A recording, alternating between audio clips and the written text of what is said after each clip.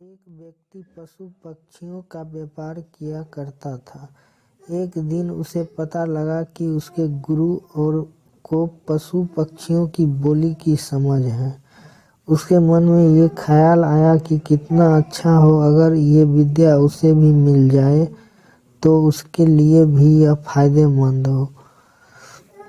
वह पहुंच गया अपने गुरु के पास और उनकी खूब सेवा पानी की और उनसे ये विद्या सिखाने के लिए आग्रह किया। गुरु ने उसे वो विद्या सिखा तो दी, लेकिन साथ ही उसे चेतावनी भी दी कि अपने लोभ के लिए वो इसका इस्तेमाल नहीं करे, अन्यथा उसे इस कुफल को भोगना पड़ेगा।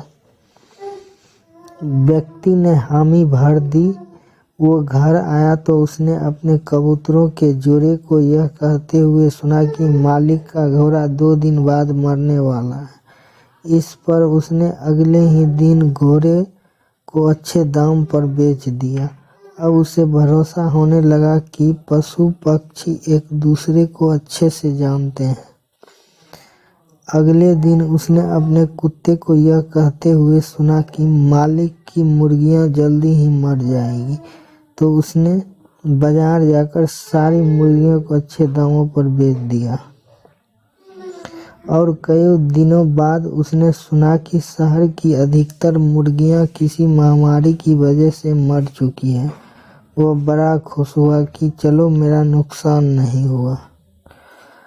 हद तो तब हो गई जब उसने एक दिन अपनी बिल्ली को यह कहते हुए सुना कि हमारा मालिक अब तो कुछ ही दिनों का मेहमान है।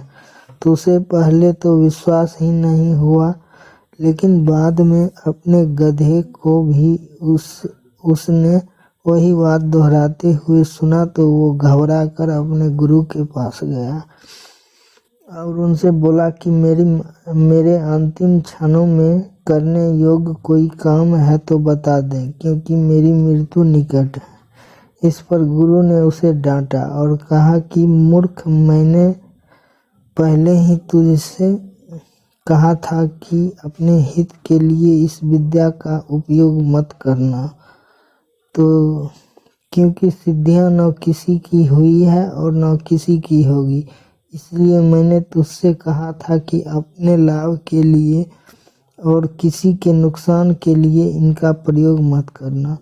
यही था आज का वीडियो। अच्छा लगे तो लाइक करके सब्सक्राइब कर देना। Thanks for watching my video. मिलते हैं कोई न्यू फ्रेश वीडियो में, तब तक के लिए धन्यवाद। जय हिंद, जय भारत।